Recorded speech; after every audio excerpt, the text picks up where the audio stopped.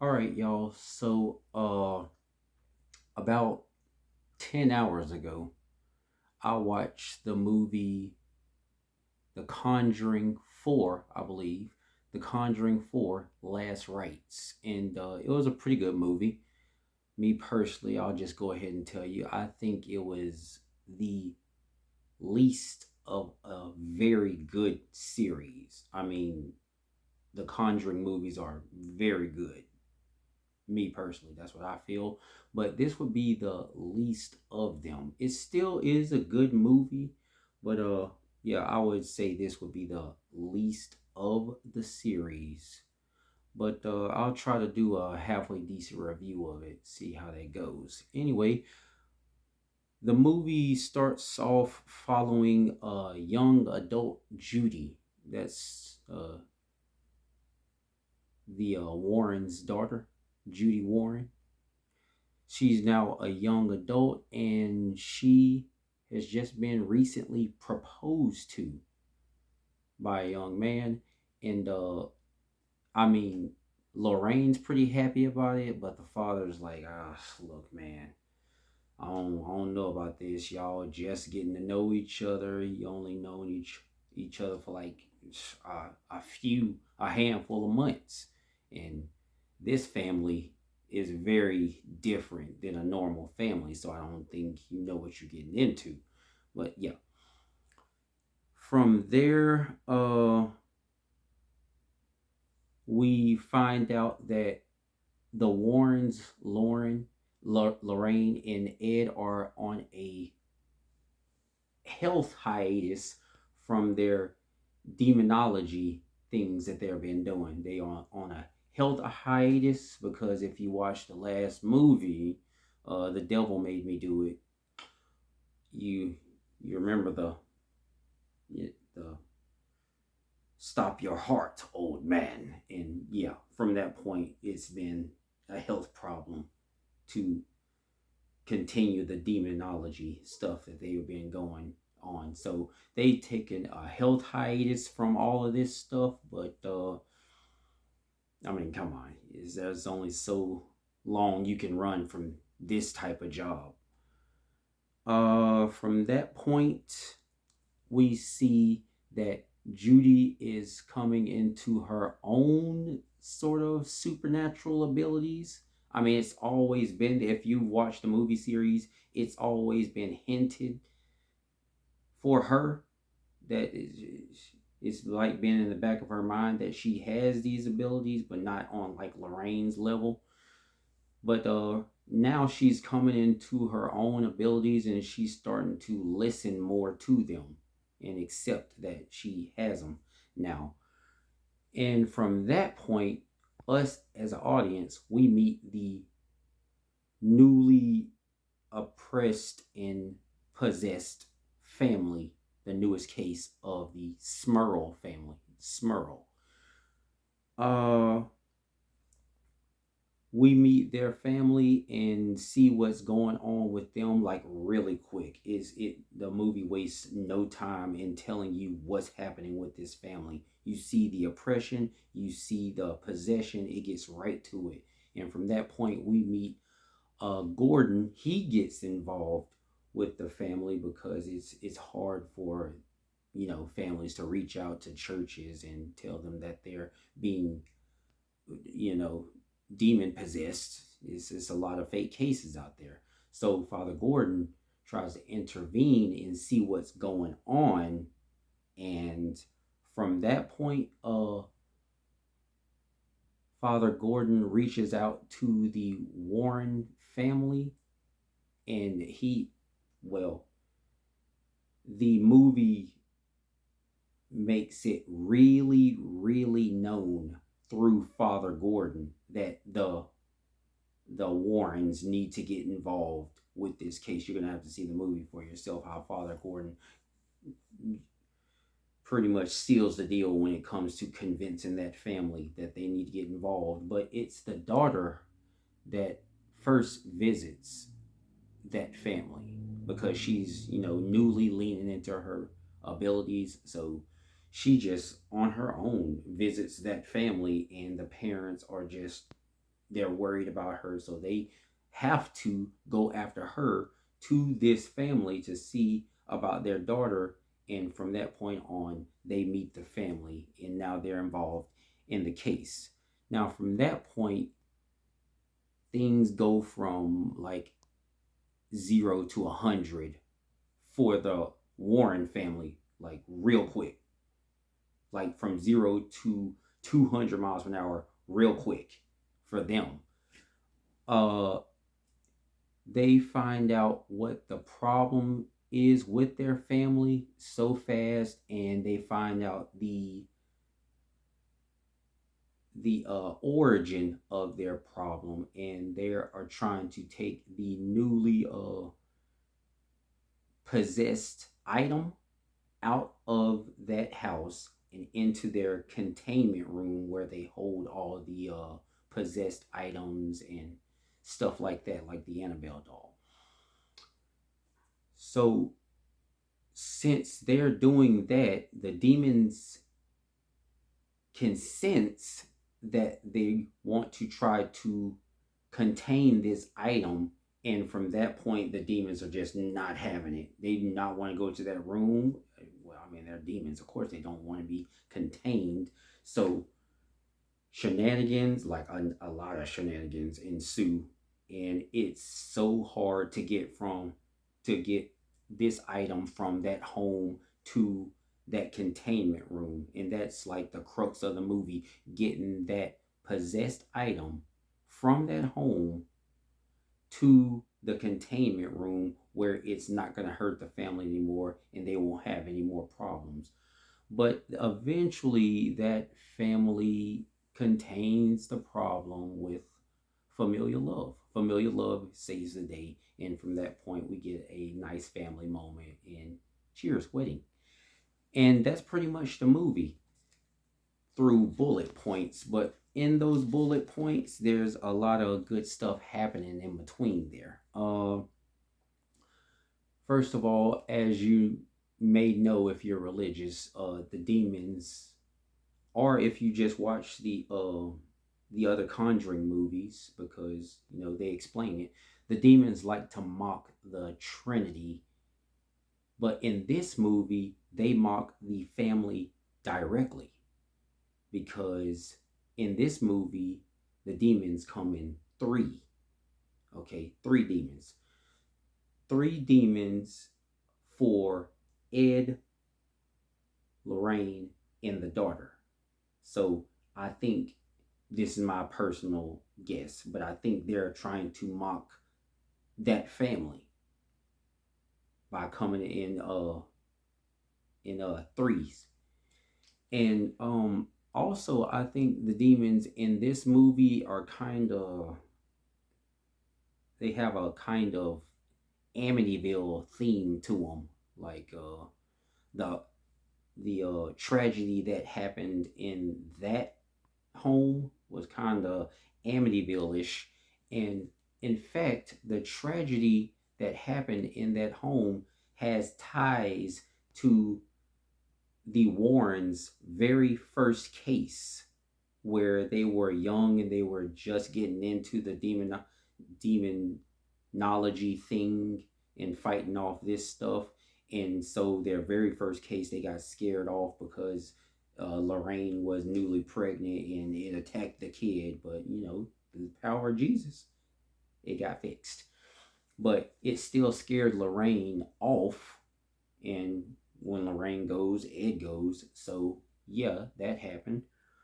So this last case in this movie ties to their very first case that they've ever had. And I thought that was pretty interesting. Um, the movie also shows that Judy has always been a curious little girl about her parents' job. Like if you've seen the Conjuring movies, you know from jump, like from the very first movie, Judy was hiding in the containment room while Ed was explaining what all the items were, and why they are in this room, and the whole process of the containment room itself. So Judy's always been a curious person about Lorraine's abilities and Ed in his role in the whole stuff. So she's been curious, and yeah, from there, there's a lot more good in this movie than bad. There is some bad stuff in the movie. In fact, I'll just go ahead and do the bad because there's a lot of good. The bad parts, I think, are just, it's, I'd say they're surface level, such as there's a different daughter. There's a different daughter actress. In the first three movies, I believe that they've been using the same girl actress, and she's just been growing up, and they've just used the same girl right along with Vera Farmiga and Patrick Wilson. It's been the same actors and actresses just growing up right along with the movie series. But in this movie, there's a different actress playing Judy. So that kind of, I don't know, it kind of threw me off. But it's surface. Like, it has nothing to actually do with the movie, but still. Um, there's a scene in the movie of Lorraine having a scare, and I don't know. It was a lot of blood moments. It looked kind of like a mix between Nightmare on Elm Street and uh the red rum scene and the hallway of blood. It was like a mix between those two, and I don't know. It kind of got me out of the movie. It was a little cheesy. It didn't look. It didn't really look scary at all. So it kind of got me out of the movie. So I gotta have a strike off against that one.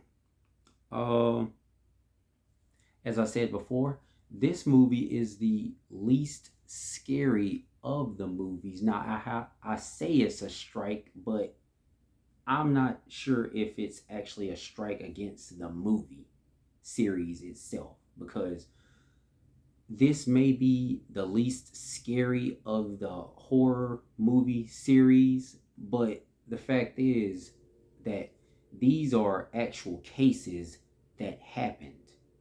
So for Ed and Lorraine, the actual people that went through this, the families that went through this was it. This was their Annabelle doll. This was their Amityville. Okay, so for them, this is not least at all. So I mean, we're just watching a movie, and I personally think this is the least scary. So therefore, this is the least of the horror movie series, but it's not really the least of the actual cases. You understand? So also, not a lot of good songs. I know. Once again, this is real stuff that actually happened, but I'm watching a movie, so it's like all three of the other Conjuring movies had like hit songs, and I was like, even Ed sung to the one family. I think in the second movie, sung some Elvis to the family. But in this movie, barely any hit songs, and I don't know. I kind of gotta strike off against that. It's barely any songs. There's barely any time to solve the demon problem. The demon problem is like it goes from 0 to 100 so fast. So it's like the last 45 minutes of a 2 hour and 15 minute film. So it's like, I don't know. I don't know. It seems like the actual uh, big parts, the big parts, is like very small compared to a lot of setup. It was a lot of setup, and like the action was bam bam and it's done. It is done. It feels like the problem got solved real fast.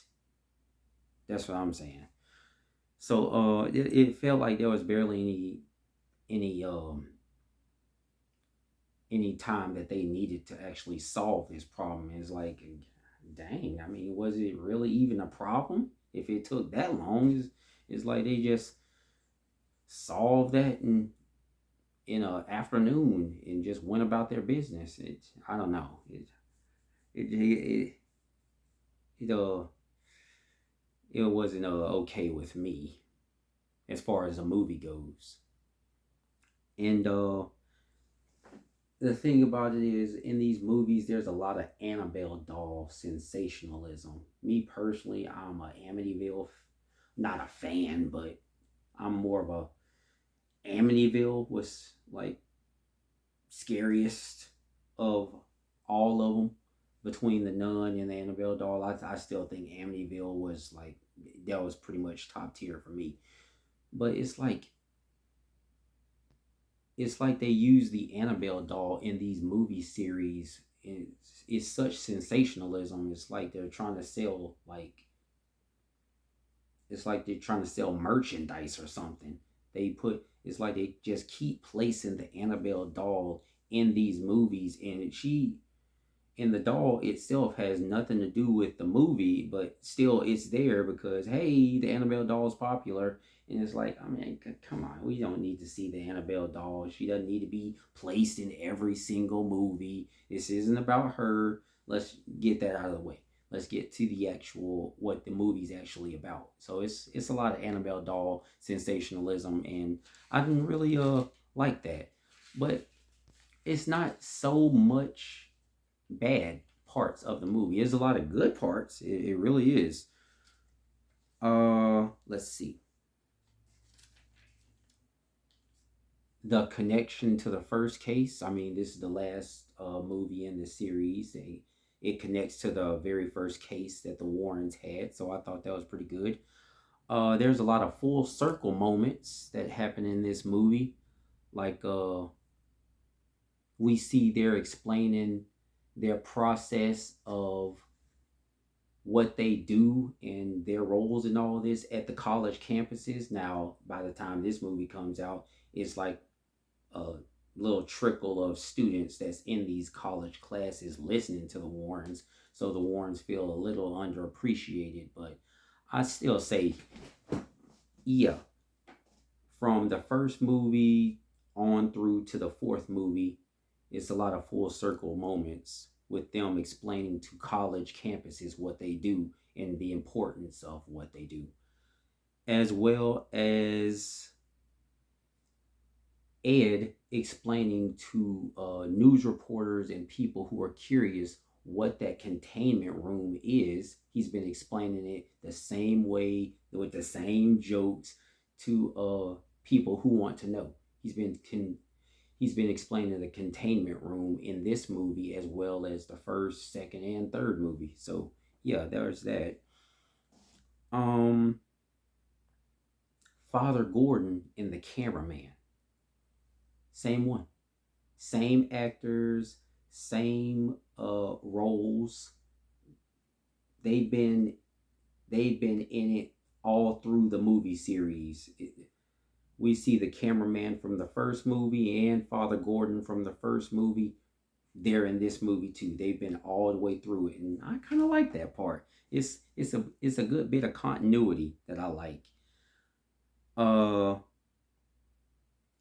there's a lesson that Lorraine teaches a daughter that you can't hide from what scares you when there's so much at stake.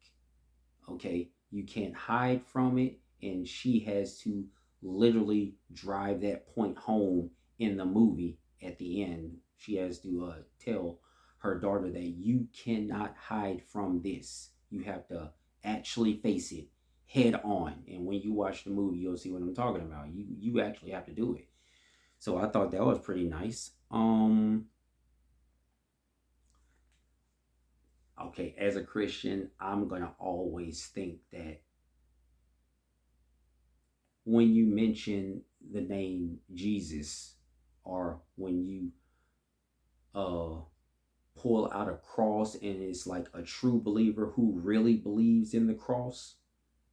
Yeah, yeah, that sets the demons off, and I always enjoy that moment. I mean, as a Christian, I'm going to enjoy that. So, yeah, I like that moment too. It seems as though just mentioning Jesus or an actual believer in all that, just he when that person pulls out a cross or when that person starts reading from the book, yeah, it really does set the demons off, and I thought that was pretty nice. So that's how it is in real life. Uh, I like hearing Ed explain the process and the importance of the demon fighting that they do. And in this movie, uh, the demons do a lot of choking. There's a lot of choking in this movie. The demons telekinetically choked a lot of people in this movie. There's a lot of there's also a lot of cross and book burning. So there's that as well. But there's more good stuff too.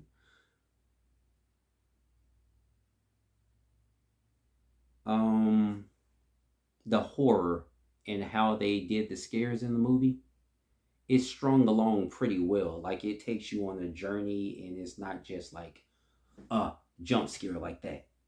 It's not just a jump scare. They string it along pretty well, and they through good camera angles and mood music, they string you along pretty well. And when the scare does happen, it's well set up. So I love that part. It's really quality setups for the scares in this movie. Not that they need it. I mean, this stuff really happened, but still, we're watching a movie, so it was quality scares. That was good. I liked it.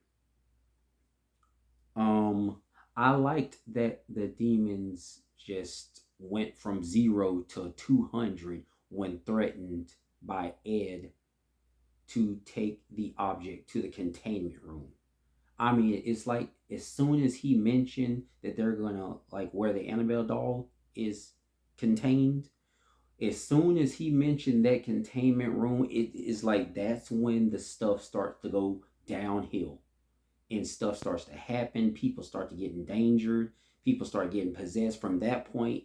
As soon as he mentioned that containment room, that they're going to take the item to the containment room, yep, stuff starts to happen. Even on the outside, it's not even necessarily in the house. Stuff starts to happen on the outside to people working to solve the case. If stuff starts happening to them too, it just starts to happen as soon as Ed mentioned that containment room. And I thought that was pretty nice. It's like a good versus evil moment right there. I like that part.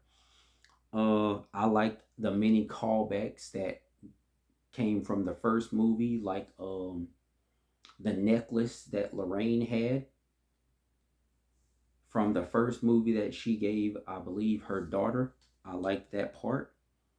Uh, Vera and Thaisa Farmiga are both in the movie. That's a good part for me, but that's less for movie purpose. That's not really movie purposes why I like that part. But anyway, moving on. um, I like I even like the job frustration that Ed and Lorraine have. Like they're trying to deliver a really important message, and it's like frustrating that they have to explain this stuff to ungrateful people. I mean, Christians experience this all the time, and I feel the frustrations that Ed has. So I thought that was a pretty nice touch. But it was a lot of good stuff about this movie. Some bad, but mostly good. It was a good movie all in all. I would say 7.5 out of 10 because it's like the weakest of the series, but you know how I feel about that. So yeah, 7.5 out of 10. It was a good movie. But yeah, since it was the least scariest, 7.5 out of 10. That's my grade on this, and yeah, it was a pretty good, nice send off to the Conjuring series. It's been a ride, and that was a nice send off for them. I enjoyed that movie a lot.